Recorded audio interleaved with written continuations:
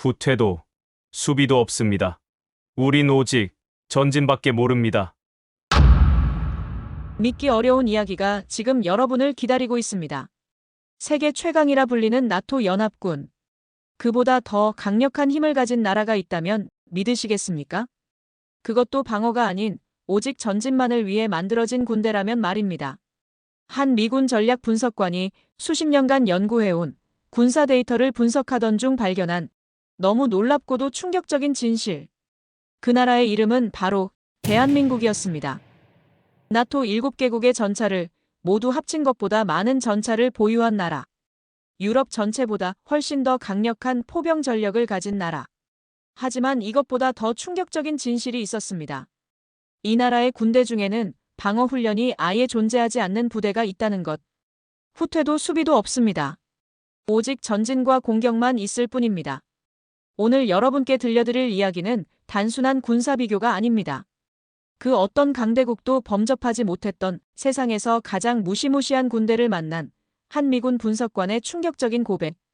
지금 시작합니다. 그 전에 잠깐 1초 만에 누를 수 있는 좋아요 버튼을 꾹 눌러주시면 영상 제작에 아주 큰 힘이 됩니다. 그럼 바로 시작하겠습니다. 저는 존 맥카시입니다. 지난 30년간 미군에서 전략 분석관으로 일해왔습니다. 펜타곤의 지하 3층 사무실에서 전 세계 군사력을 분석하고 평가하는 것이 제주된 업무였죠. 냉전 시대부터 현재까지 수많은 국가들의 군사 전략을 들여다봤습니다.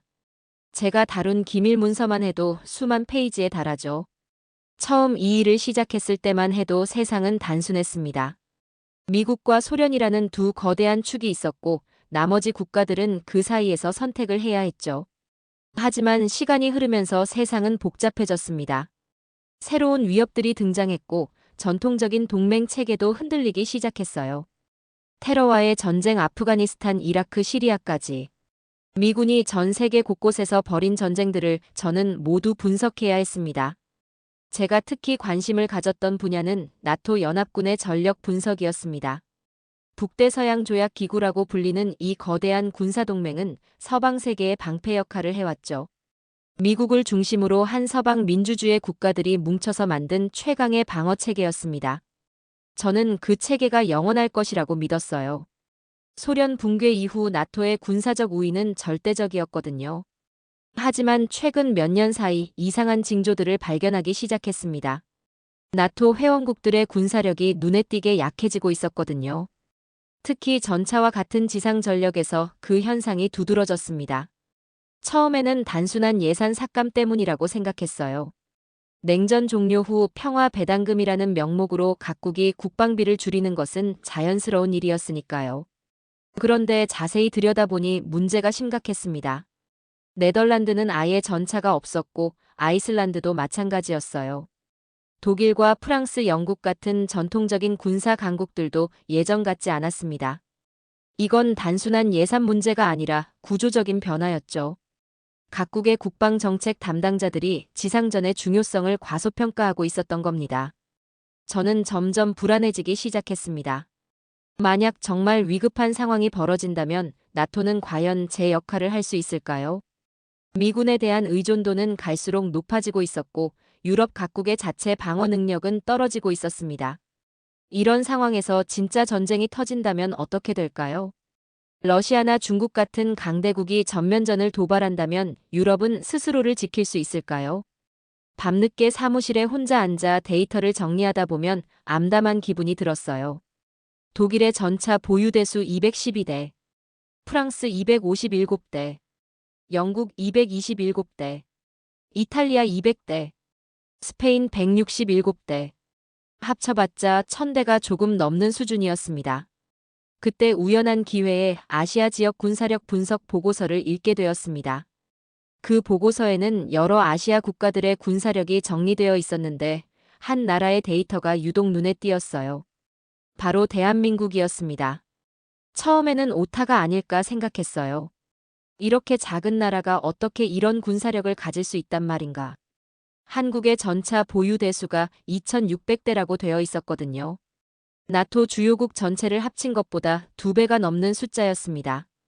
자주포는 3700대, 다연장 로켓 시스템은 450대. 이 숫자들이 정말 맞는 건가요?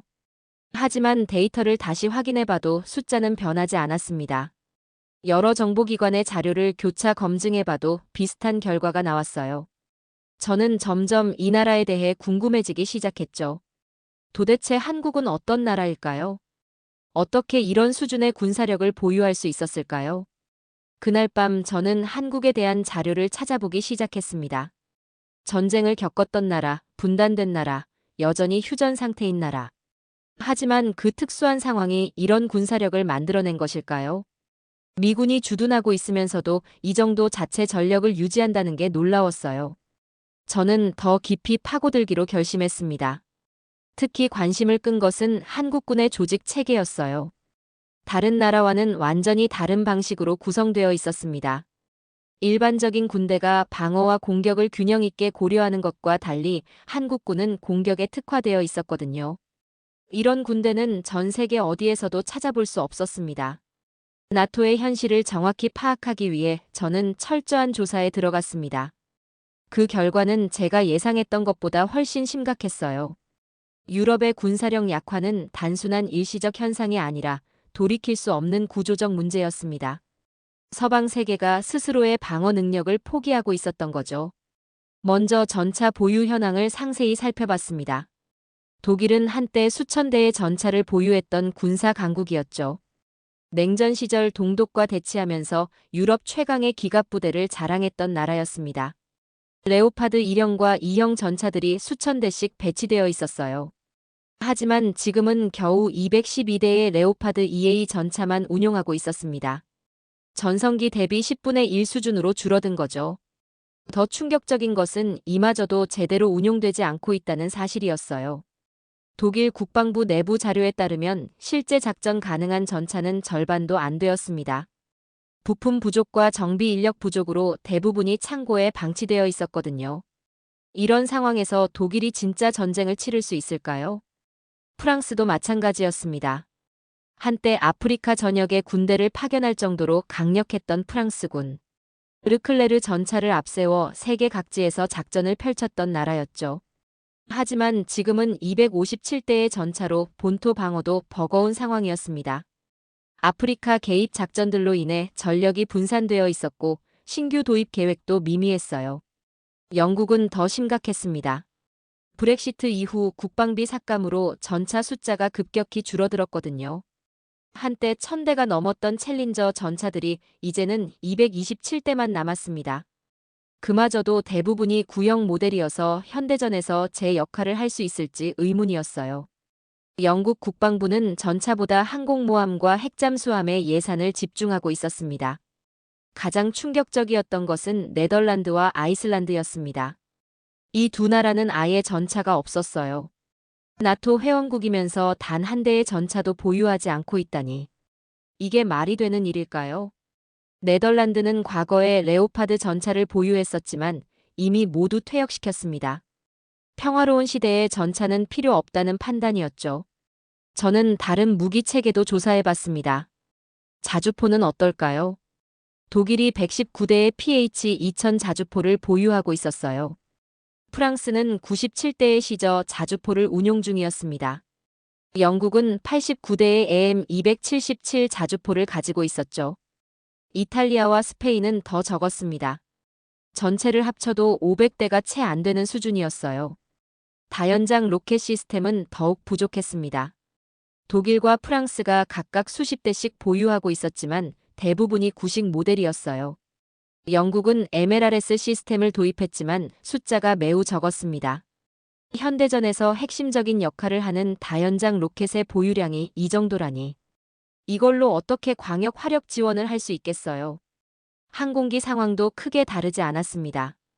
각국이 보유한 전투기 숫자는 예전에 비해 현저히 줄어들었고 조종사 부족 문제도 심각했어요. 특히 실전 경험이 있는 베테랑 조종사는 거의 찾아볼 수 없었습니다. 대부분이 평화시 훈련만 받은 조종사들이었거든요. 진짜 전쟁이 터지면 이들이 제대로 싸울 수 있을까요? 더 큰 문제는 이런 상황이 갑자기 벌어진 게 아니라는 점이었어요. 지난 20년간 서서히 진행되어 온 변화였습니다. 냉전 종료 후 평화 배당금이라는 명목으로 각국이 국방비를 대폭 삭감했거든요. 군사력보다는 사회복지와 경제 발전에 투자하는 것이 옳다고 생각했던 거죠. 그 결과 유럽 각국의 방어 능력은 심각하게 약화되었습니다. 만약 진짜 위기가 닥친다면 이들은 무엇으로 자국을 방어할 수 있을까요? 미군에 전적으로 의존할 수밖에 없는 상황이었죠. 하지만 미국도 사정이 녹록지 않았습니다. 아프가니스탄과 이라크에서의 긴 전쟁으로 지쳤고 국내 여론도 해외 개입에 부정적이었어요. 미국 우선주의가 대두되면서 해외 주둔 미군 감축 논의도 계속 나오고 있었습니다. 트럼프 대통령 시절부터 나토 회원국들의 국방비 증액을 압박했지만 실질적인 변화는 미미했어요. 유럽인들은 여전히 미군이 자신들을 지켜줄 것이라고 믿고 있었습니다. 저는 점점 암담한 기분이 들었어요. 서방 세계의 방어 체계가 이렇게 허약해져도 되는 걸까요? 나토라는 거대한 방패에 균열이 생기고 있는데 아무도 심각성을 인식하지 못하고 있었습니다. 정치인들은 여전히 나토의 억제력을 믿고 있었지만 실상은 전혀 달랐어요. 밤늦게 사무실에 혼자 앉아 데이터를 보면서 저는 생각했어요. 혹시 우리가 놓치고 있는 게 있는 건 아닐까? 어딘가에 우리가 모르는 강력한 힘이 존재하는 건 아닐까? 서방 세계가 약해지는 동안 다른 누군가는 강해지고 있는 건 아닐까요? 그때 다시 한번 아시아 지역 보고서를 펼쳐봤습니다. 그리고 그 숫자들을 다시 한번 확인해 봤어요. 대한민국의 군사력 데이터. 이 작은 나라가 정말 이런 힘을 가지고 있는 걸까요? 나토 전체보다 강력한 지상군을 보유하고 있다는 게 사실일까요? 저는 더 자세한 분석이 필요하다고 판단했습니다.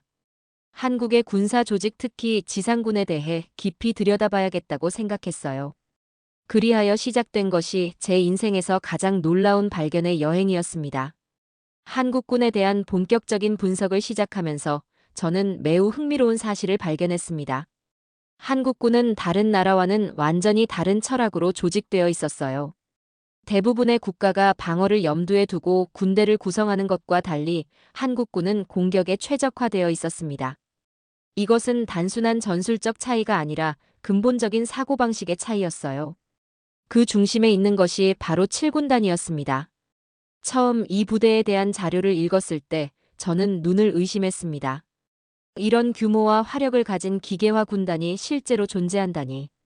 도저히 믿기 어려웠거든요. 7군단의 공식 명칭은 제7기동군단이었습니다. 기동이라는 단어 자체가 이미 공격적 성격을 드러내고 있었어요. 7군단은 수도기계화보병사단 20기계화보병사단 11기계화보병사단 8기계화보병사단으로 구성되어 있었습니다. 각 사단마다 최신형 전차와 장갑차 자주포를 완비하고 있었어요. 이 4개 사단이 하나의 덩어리로 움직일 때의 위력은 상상을 초월했습니다. 단일 군단으로는 세계 최강 수준이라고 해도 과언이 아니었죠. 더 놀라운 것은 이들의 훈련 내용이었어요. 다른 나라 군대들이 방어 전술에 중점을 두는 것과 달리 7군단은 오직 공격 훈련만 했습니다. 방어 훈련은 아예 없었어요. 그들의 임무는 단 하나 북진이었습니다. 개성을 거쳐 평양까지 진격하는 것이 그들의 유일한 작전 목표였거든요. 이게 어떤 의미인지 아시나요? 방어를 전혀 고려하지 않고 오직 전진만을 염두에 둔 군대라는 뜻이에요. 이런 군대는 전 세계 어디에서도 찾아볼 수 없었습니다. 심지어 미군도 방어와 공격을 균형 있게 고려하거든요. 하지만 7군단은 달랐습니다. 그들에게는 후퇴라는 개념 자체가 존재하지 않았어요. 저는 7군단의 편제를 더 자세히 살펴봤습니다. 각 기계화보병사단은 전차대대 3개와 기계화보병대대 6개로 구성되어 있었어요. 거기에 자주포대대와 다연장대대까지 포함되어 있었습니다. 이 정도면 웬만한 나라 전체 육군보다 강력한 수준이었죠.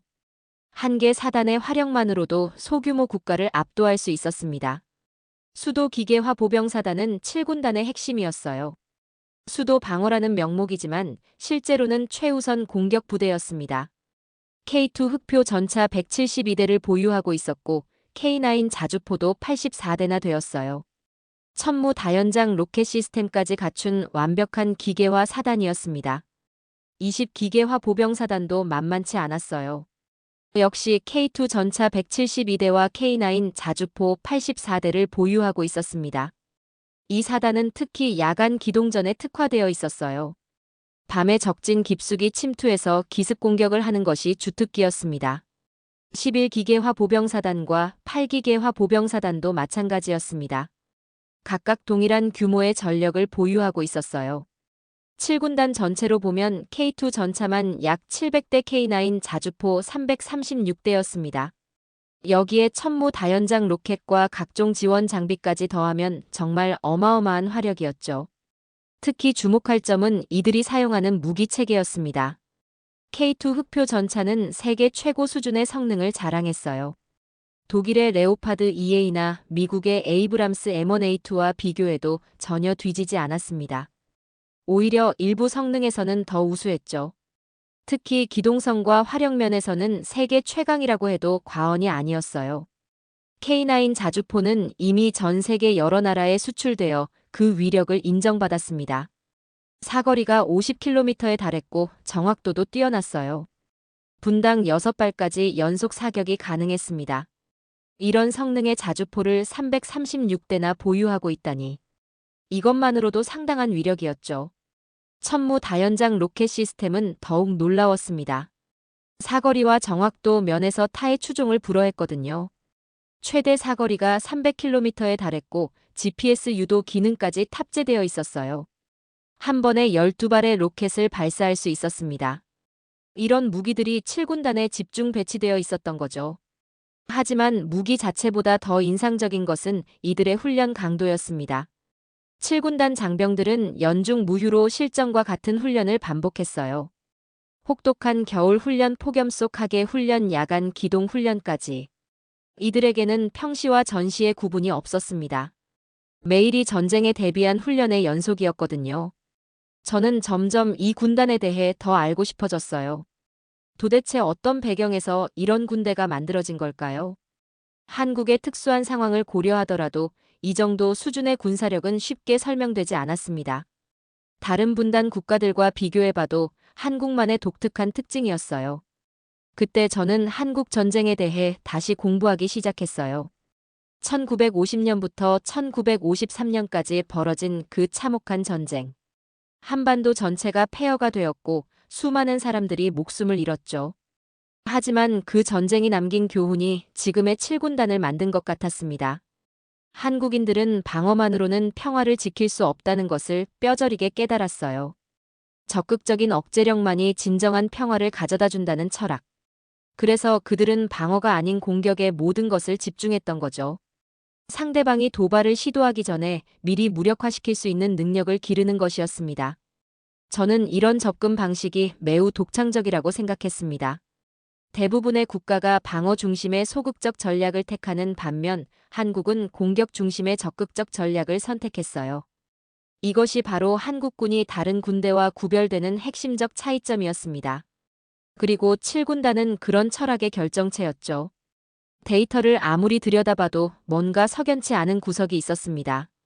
한국 같은 중간 규모 국가가 어떻게 이런 수준의 군사력을 유지할 수 있을까요? 저는 동료들과 이 문제에 대해 토론해 봤어요. 펜타곤 내부에서도 이 문제는 뜨거운 감자였습니다. 존, 혹시 데이터에 오류가 있는 건 아닐까? 선배 분석관인 마이클이 의구심을 표했습니다. 한국이 아무리 군사 강국이라고 해도 나토 회원국들보다 강하다는 건 말이 안 돼. 그의 말에도 일리가 있었어요.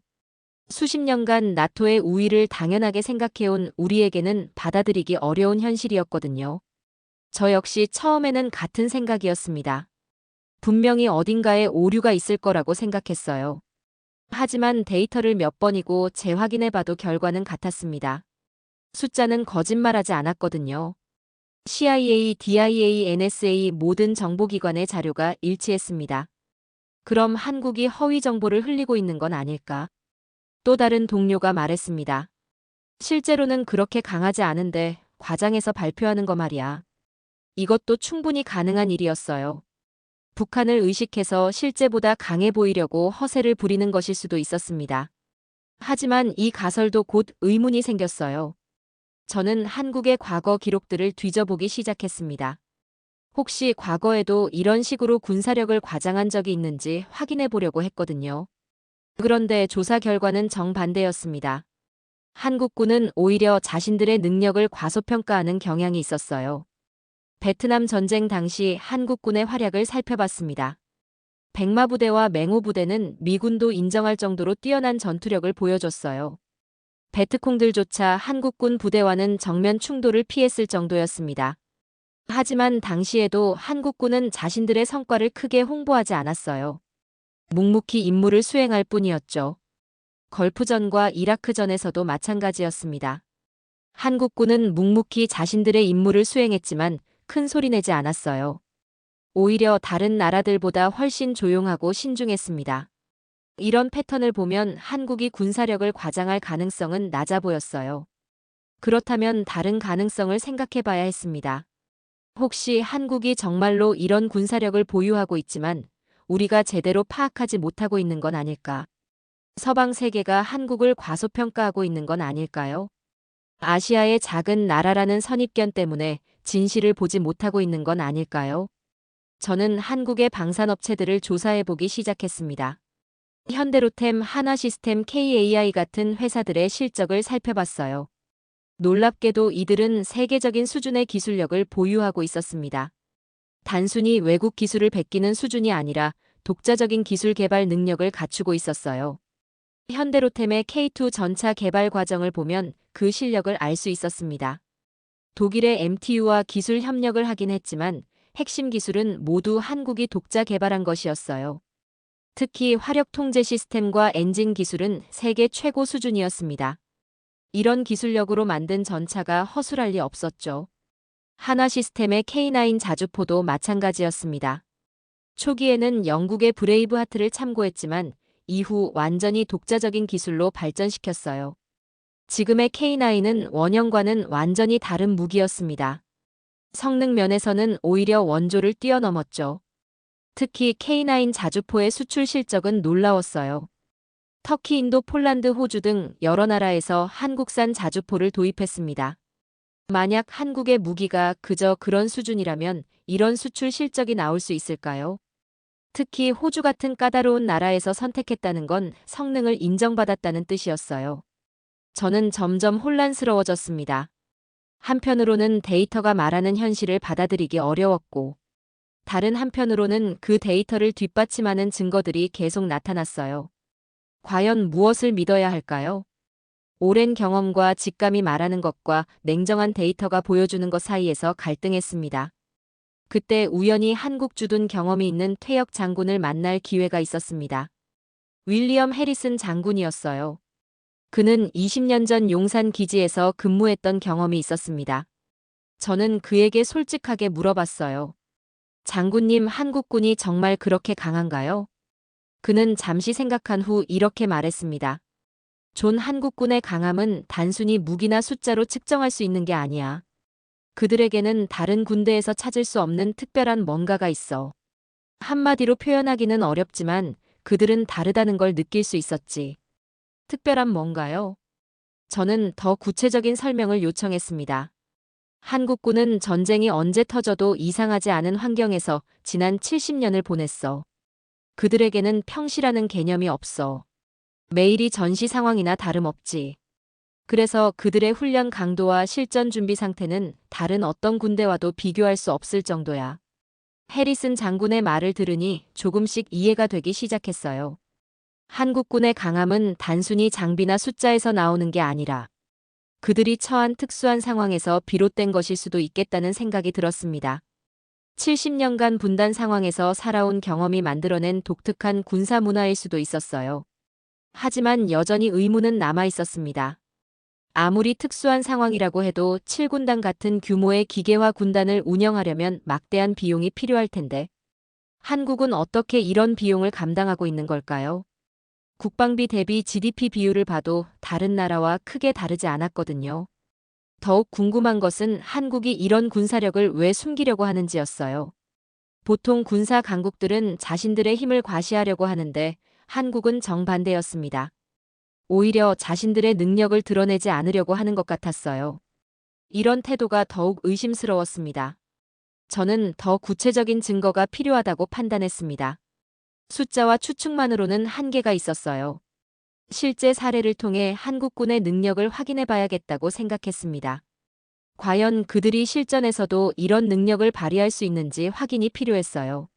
한국군의 실제 능력을 확인하기 위해 저는 과거 사례들을 집중적으로 조사하기 시작했습니다. 그리고 곧 놀라운 기록을 발견했어요.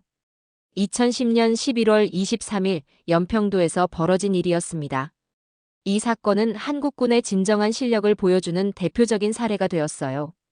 그날 오후 2시 34분 북한은 갑작스럽게 연평도를 향해 포격을 가했습니다. 170여 발의 포탄이 떨어졌고 민간인 2명과 해병대원 2명이 목숨을 잃었어요. 한국 영토에 대한 명백한 도발 행위였습니다. 국제법상으로도 명백한 침략 행위였죠. 문제는 그 순간 연평도에 배치된 K9 자주포들이 정비 중이었다는 점이었어요. 포격이 시작되었을 때 대부분의 자주포가 분해된 상태였습니다. 정상적인 상황이라면 응사가 불가능한 상황이었죠. 포병들은 그야말로 절체절명의 위기에 직면했던 거예요. 하지만 한국군은 믿기 어려운 일을 해냈습니다. 포격 시작 13분 후인 오후 2시 47분. 연평도의 K9 자주포들이 반격을 시작했어요. 분해되어 있던 자주포를 13분 만에 재조립하고 발사 준비를 완료한 거였습니다. 저는 이 기록을 처음 봤을 때 오타라고 생각했어요. 아무리 숙련된 포병이라도 분해된 자주포를 13분 만에 조립한다는 건 불가능해 보였거든요. 정상적인 조립 시간만 해도 1시간은 좋게 걸리는 작업이었으니까요. 하지만 여러 자료를 확인해 본 결과 이는 명백한 사실이었습니다. 더욱 놀라운 것은 그 13분 동안 벌어진 일들이었어요. 포병들은 포격이 시작되자마자 분해된 부품들을 재조립하기 시작했습니다. 동시에 표적을 식별하고 사격 재원을 계산했어요. 그리고 정확히 13분 후 80여 발의 포탄으로 응사했습니다. 이때 한국군의 대응은 전 세계 군사 전문가들을 놀라게 했어요. 미군조차도 이런 신속한 대응은 어렵다고 평가했습니다. 13분이라는 시간은 단순히 빠른 정도가 아니라 기적에 가까운 수준이었거든요. 일반적인 군대라면 최소 1시간은 걸렸을 작업이었어요. 저는 이 사건을 더 자세히 분석해봤습니다. 당시 연평도에 주둔했던 포병들의 증언을 찾아봤어요. 한 포병은 이렇게 말했습니다. 평소 훈련 때문에 가능한 일이었습니다. 우리는 매일 이런 상황을 대비한 훈련을 받았거든요. 그들은 매일같이 이런 상황을 대비한 훈련을 받았다고 했어요. 자주포분의 조립 훈련은 기본이었고 응급 상황 대응 훈련도 정기적으로 실시했습니다.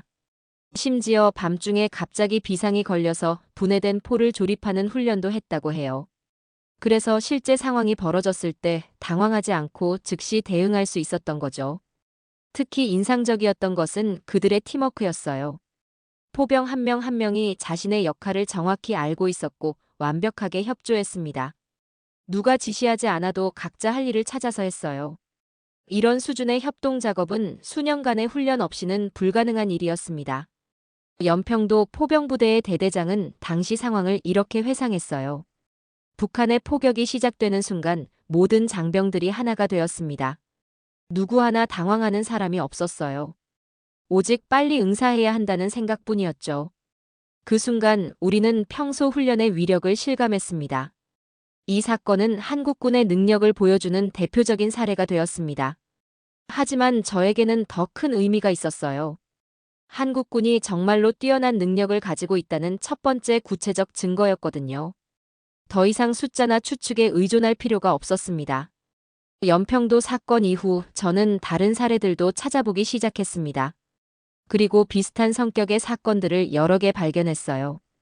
2002년 서해 교전 때도 한국군의 대응은 매우 신속하고 정확했습니다.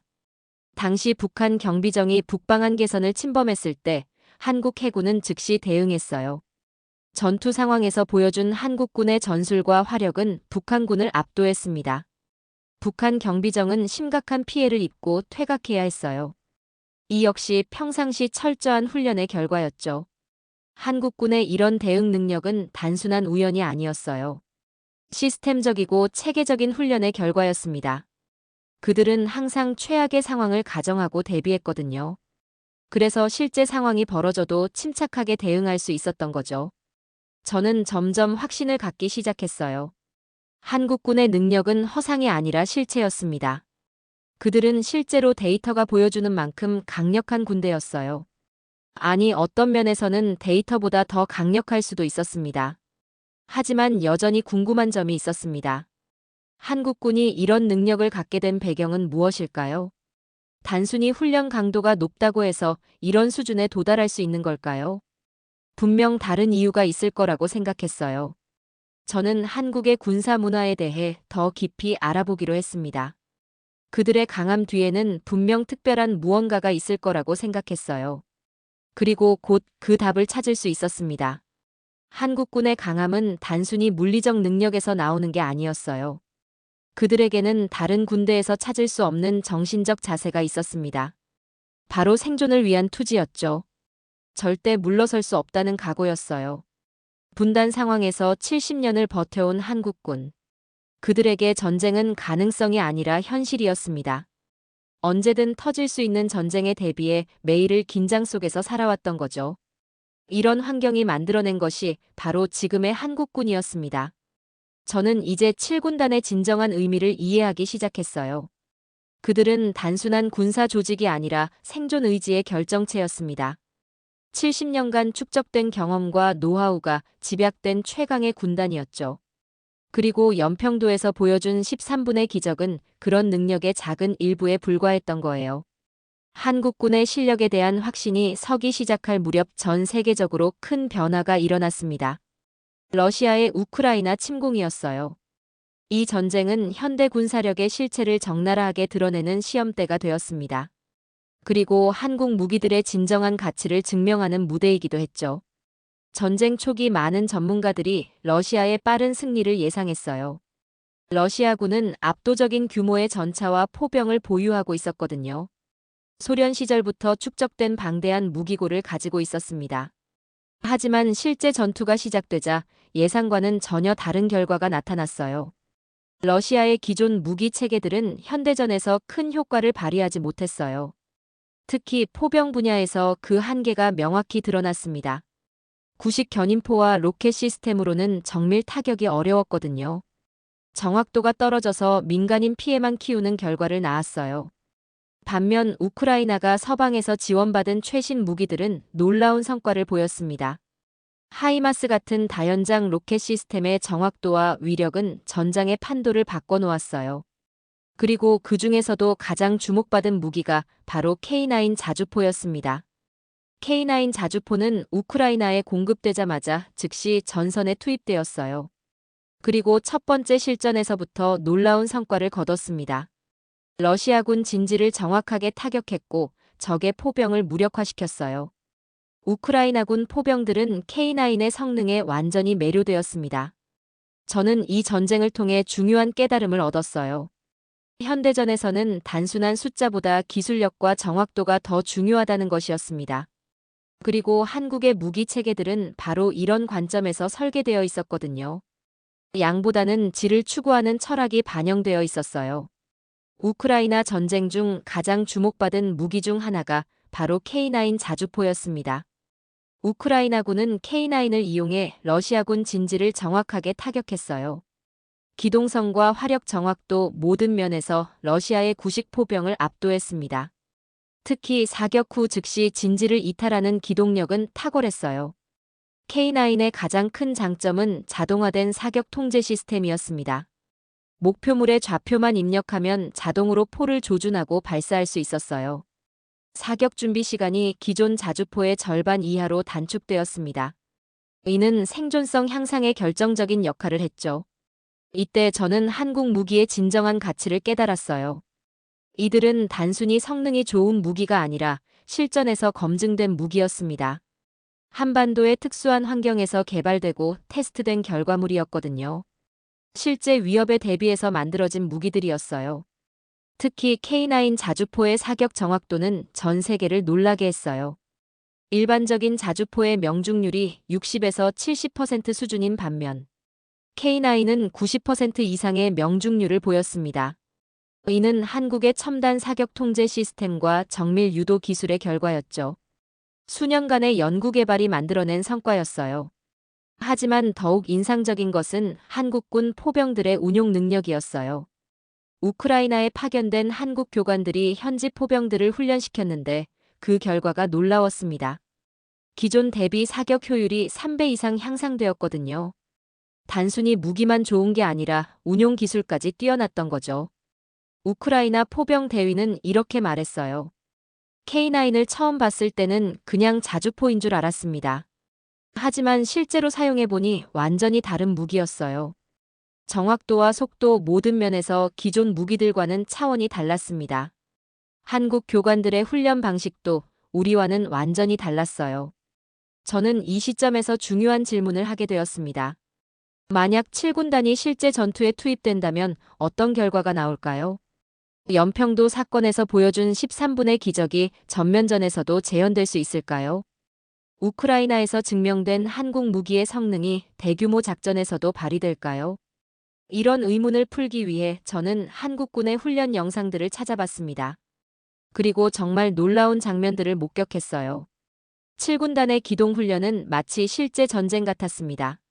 수백 대의 전차와 자주포가 완벽한 조화를 이루며 움직였어요. K2 전차들이 일제히 기동하는 모습은 압도적이었어요. 수백 대의 전차가 하나의 물결처럼 움직이며 목표를 향해 진격했습니다. 그 뒤를 K9 자주포들이 따라가며 화력 지원을 제공했죠. 이런 수준의 기계화 부대 운용은 다른 나라에서는 보기 어려웠어요. 천무다연장 로켓들의 일제 사격도 장관이었습니다. 수십 기의 발사대에서 동시에 로켓들이 발사되어 하늘을 가득 메웠어요. 그 정확도와 위력은 상상을 초월하는 수준이었습니다. 목표 지역이 순식간에 화염에 휩싸였죠. 하지만 가장 인상적인 것은 이 모든 것이 완벽하게 조율되어 있다는 점이었어요. 전차 자주포 다연장이 마치 하나의 유기체처럼 움직였습니다. 각 부대 간의 협조와 조화가 완벽했어요. 이런 수준의 협동작전은 다른 나라에서는 찾아보기 어려웠거든요. 저는 이제 확신할 수 있었습니다. 7군단은 단순한 군사 조직이 아니라 하나의 완성된 무기체계였어요. 수십 년간 다져진 훈련과 실전 경험이 만들어낸 걸작이었습니다. 연평도에서 보여준 13분의 기적은 이런 능력의 빙산의 일각에 불과했던 거죠. 그리고 이들의 진정한 시험은 아직 오지 않았다는 생각이 들었어요. 우크라이나에서 개별 무기들의 성능이 증명되었지만 7군단 전체의 위력은 아직 세상에 공개되지 않았습니다. 하지만 부분적인 증거들로 봤을 때 그 위력은 상상을 초월할 것 같았어요. 동시에 이런 생각도 들었습니다. 과연 이런 강력한 군사력이 평화를 가져다 줄 수 있을까요? 아니면 오히려 더 큰 위험을 불러올 수도 있는 걸까요? 힘의 균형이라는 관점에서 볼 때 한국의 군사력은 어떤 의미를 갖는 걸까요? 저는 이 문제에 대해 깊이 고민해 봤어요. 그리고 한 가지 분명한 결론에 도달했습니다. 한국의 군사력은 공격이 아닌 억제를 위한 것이라는 점이었죠. 그들의 목표는 전쟁을 이기는 것이 아니라 전쟁을 방지하는 것이었어요. 한국군의 진정한 능력이 세계에 알려지게 된 결정적 계기가 있었습니다. 바로 2022년 폴란드와의 대규모 방산 수출 계약이었어요.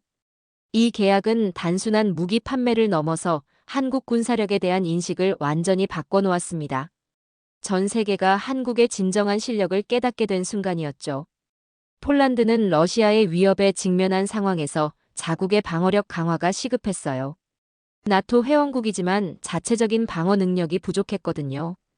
특히 지상군의 화력이 러시아에 비해 현저히 부족한 상태였습니다. 우크라이나 전쟁을 보면서 위기감이 더욱 커졌어요. 폴란드 정부는 여러 나라의 무기 체계를 검토했어요. 독일의 레오파드 전차, 미국의 에이브람스 전차, 프랑스의 르클레르 전차까지. 모든 선택지를 놓고 신중하게 비교 분석했습니다. 하지만 최종적으로 선택한 것은 한국의 K2 전차였어요. 이 선택은 많은 사람들을 놀라게 했어요.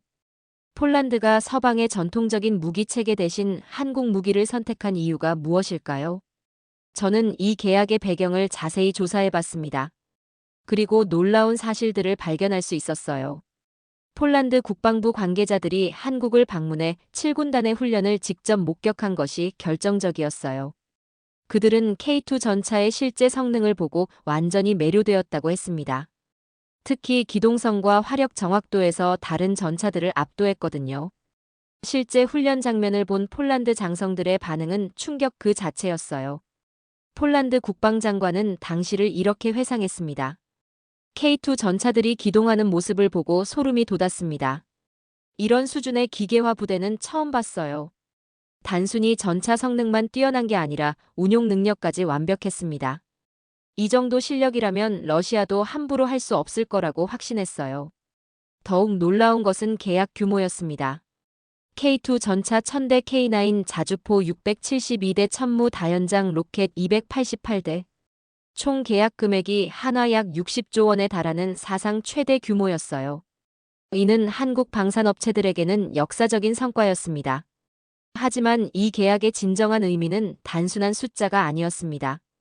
폴란드가 한국의 무기체계 전체를 도입하기로 한 것이었어요. 즉 7군단과 같은 기계화 군단을 폴란드에 만들겠다는 뜻이었죠. 한국의 군사 철학까지 함께 수입하겠다는 의미였어요. 계약에는 단순한 무기 공급뿐만 아니라 기술 이전과 현지 생산도 포함되어 있었습니다.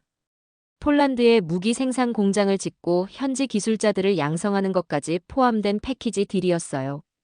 이는 다른 무기 수출국들과는 완전히 다른 접근 방식이었습니다. 한국은 단순히 무기를 파는 것이 아니라 파트너십을 구축하려고 했던 거죠. 계약 체결 이후 폴란드군은 한국에서 집중 훈련을 받았습니다. 7군단의 교관들이 직접 폴란드 장병들을 가르쳤어요. 한국의 전술과 운용 기법을 완전히 전수받았습니다. 그 결과 폴란드군의 전투력이 비약적으로 향상되었어요. 폴란드 기갑부대 대령은 훈련 후 이렇게 말했습니다. 한국군의 훈련 방식은 우리가 아는 것과 완전히 달랐습니다. 모든 것이 실전을 가정하고 있었어요. 그들에게는 평시와 전시의 구분이 없었습니다. 이런 마음가짐으로 훈련받으니 실력이 급격히 늘었어요. 저는 이때 한국 무기의 진정한 경쟁력을 깨달았어요. 단순히 하드웨어만 파는 것이 아니라 소프트웨어까지 함께 제공하는 것이었습니다. 즉, 무기와 함께 운용 기술과 전술까지 전수하는 거였죠. 이런 종합적인 접근이 다른 나라들과의 차별점이었어요. 폴란드 계약의 성공은 연쇄 효과를 불러왔습니다. 노르웨이가 K9 자주포 도입을 결정했고 에스토니아도 뒤따랐어요. 핀란드는 천무 다연장 로켓 시스템에 관심을 보였습니다. 호주는 이미 K9을 운용하고 있었고 추가 도입을 검토 중이었어요. 인도도 한국과 대규모 방산 협력을 시작했어요. K9 자주포의 현지 생산 계약을 체결했고 차세대 전투기 개발에도 협력하기로 했습니다. 이는 한국 방산업체들에게 거대한 기회가 되었죠. 아시아의 군사 강국 인도가 한국을 파트너로 선택한 것이었어요. 터키도 한국 무기에 큰 관심을 보였습니다. 이미 K9 자주포를 도입해서 만족스럽게 사용하고 있었거든요. 시리아 내전에서 K9의 성능이 입증되자 추가 도입을 검토하기 시작했어요. 터키는 K2 전차에도 관심을 표명했습니다. 저는 이런 변화를 지켜보면서 감탄하지 않을 수 없었어요. 불과 몇 년 전만 해도 한국은 무기를 수입하는 나라였는데 이제는 수출하는 나라가 되었습니다. 그것도 세계 최고 수준의 군사 강국들에게 말이에요. 이런 변화는 정말 놀라운 일이었어요. 하지만 더욱 놀라운 것은 한국 무기에 대한 평가였습니다. 실제 사용국들의 만족도가 거의 100%에 가까웠어요. 성능뿐만 아니라 신뢰성과 정비성에서도 탁월한 평가를 받았습니다. 무엇보다 실전에서의 효과가 확실했다는 점이 높이 평가받았어요. 특히 K9 자주포는 세계 최고의 자주포라는 평가를 받았어요. 사거리 정확도, 기동성 모든 면에서 다른 자주포들을 압도했습니다. 우크라이나 전장에서의 활약이 이를 증명했죠. 러시아의 구식 포병들을 완전히 제압하는 위력을 보여줬어요. 천무 다연장 로켓 시스템도 마찬가지였습니다. 기존의 다연장 로켓들과는 차원이 다른 정확도를 보여줬어요. GPS 유도 기능이 탑재되어 오차 범위가 몇 미터 이내로 줄어들었습니다. 이런 정밀도는 다른 어떤 다연장 로켓에서도 찾아볼 수 없었어요. 저는 이제 7군단의 진정한 가치를 이해할 수 있었어요. 이들은 단순히 한국을 지키는 군대가 아니라 전 세계 평화에 기여하는 존재였습니다. 한국의 무기 기술이 민주주의 국가들의 방어력 강화에 기여하고 있었거든요.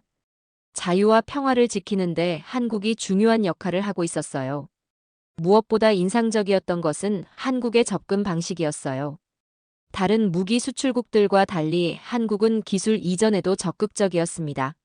상대국의 방산업체와 협력해 현지 생산 능력까지 키워주었거든요. 이런 방식은 단순한 무기 판매를 넘어선 것이었어요. 한국 군사력의 세계적 확산을 지켜보면서 저는 더 큰 그림을 보기 시작했습니다. 단순히 무기 수출의 성공을 넘어서 국제 질서의 변화를 목격하고 있었어요. 7군단이 상징하는 한국식 군사 철학이 전 세계로 퍼져나가고 있었습니다. 이는 21세기 안보 환경의 근본적 변화를 의미했어요. 가장 눈에 띄는 변화는 유럽에서 일어났어요.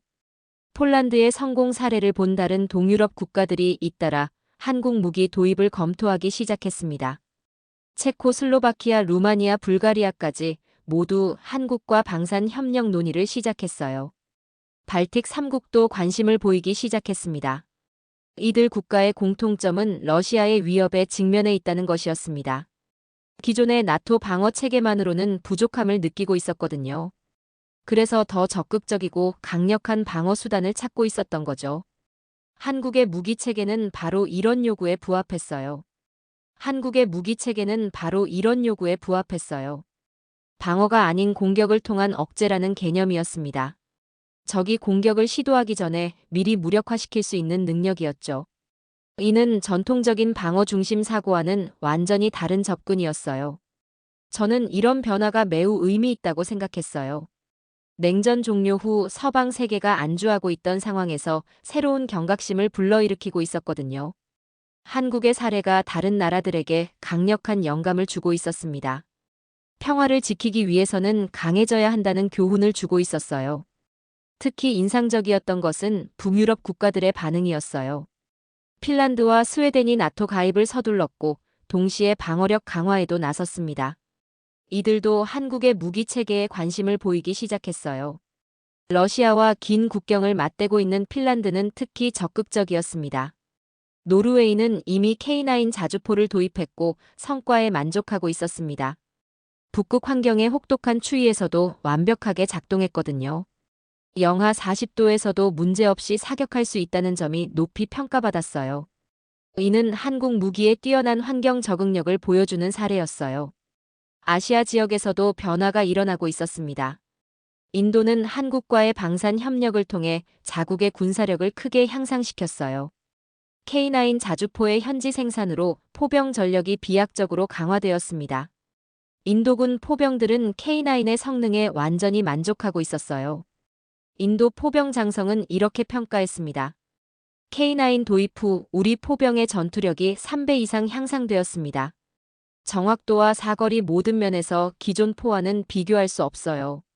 특히 신속한 진지 전환 능력은 중국과의 대치 상황에서 큰 도움이 됩니다. 한국 기술의 우수성을 매일 실감하고 있어요. 호주 역시 한국 무기의 충실한 사용자가 되었어요. 태평양 지역의 안보 불안정성이 커지면서 더 강력한 방어 수단이 필요했거든요. K9 자주포와 천무 다연장은 이런 요구에 완벽하게 부응했습니다. 호주군은 이미 추가 도입을 검토하고 있었어요.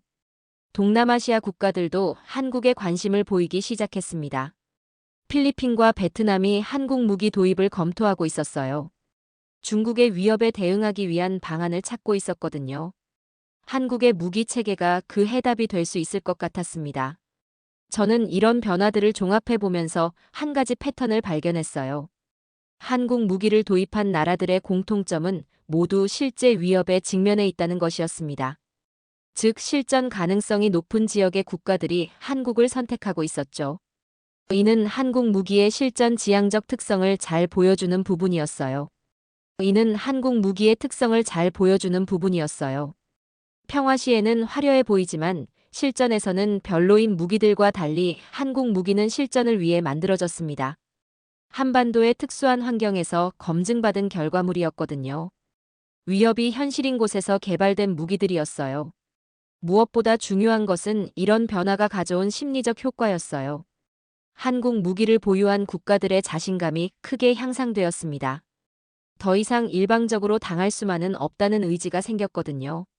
이는 국제정치의 역학관계에도 영향을 미쳤어요. 폴란드의 경우가 대표적이었어요. 한국 무기 도입 이후 러시아에 대한 태도가 완전히 달라졌습니다. 예전에는 소극적이고 방어적이었다면 이제는 적극적이고 당당해졌어요. 폴란드 대통령은 공개적으로 러시아를 비판하기 시작했습니다. 이런 변화는 국제 정치에도 영향을 미쳤습니다. 러시아나 중국 같은 권위주의 국가들이 함부로 행동하기 어려워졌거든요. 상대방도 강력한 무기를 가지고 있다는 것을 알게 되었으니까요. 힘의 균형이 새롭게 형성되고 있었어요. 저는 이 시점에서 7군단의 진정한 의미를 깨달았어요. 이들은 단순히 한국을 지키는 군대가 아니라 자유민주주의를 수호하는 상징이었습니다. 한국의 경험과 기술이 전 세계 민주주의 국가들의 방어력 강화에 기여하고 있었거든요. 작은 나라 한국이 세계 평화에 기여하는 방식이었어요. 특히 감동적이었던 것은 한국의 철학이었어요. 힘을 통한 평화라는 개념이었습니다. 약해서 당하지 않고 강해서 지킨다는 자세였죠. 이는 로마 시대부터 내려온 고전적 명제의 현대적 구현이었어요. 이는 한국이 지난 70년간 분단 상황에서 터득한 생존의 지혜였어요. 평화를 원한다면 전쟁을 준비해야 한다는 고전적 명제의 현대적 구현이었습니다. 그리고 이런 철학이 이제 전 세계로 확산되고 있었죠. 한국의 경험이 인류 공동의 자산이 되고 있었어요. 더욱 놀라운 것은 한국의 접근 방식이었어요. 단순히 무기를 파는 것이 아니라 평화의 가치를 전파하고 있었습니다. 강한 무기로 약한 나라를 위협하는 것이 아니라 약한 나라를 보호하고 있었어요. 이는 기존의 군사 강국들과는 완전히 다른 접근이었습니다. 저는 이제 확신할 수 있었습니다. 7군단으로 대표되는 한국의 군사력은 21세기 국제 질서의 안정과 평화에 없어서는 안 될 중요한 요소라는 것을. 작은 나라 한국이 세계 평화에 기여하는 방식이 바로 이것이었습니다. 힘을 통한 평화, 강함을 통한 안정이었어요. 한국의 군사력은 이제 더 이상 한반도에만 머물지 않습니다. 전 세계로 뻗어나가며 평화와 안정에 기여하고 있어요. 그리고 그 중심에는 방어가 아닌 전진만을 아는 7군단이 있었습니다. 그들의 철학이 세계를 바꾸고 있었어요. 지난 30년간 전 세계 군사력을 분석해온 저에게 가장 놀라운 발견은 대한민국이었습니다. 방어가 아닌 전진만을 위해 만들어진 7군단. 그들이 보여준 13분의 기적은 단순한 우연이 아니라 철저한 준비의 결과였어요. 70년간 분단 상황에서 축적된 경험과 노하우가 만들어낸 걸작이었습니다. 나토 전체보다 강력한 지상군을 보유하면서도 결코 자랑하지 않는 나라. 오직 평화를 지키기 위해 최강의 무기를 만들어낸 나라. 이제 한국의 군사 철학과 기술이 전 세계로 퍼져나가며 평화를 지키는 새로운 기준이 되고 있습니다.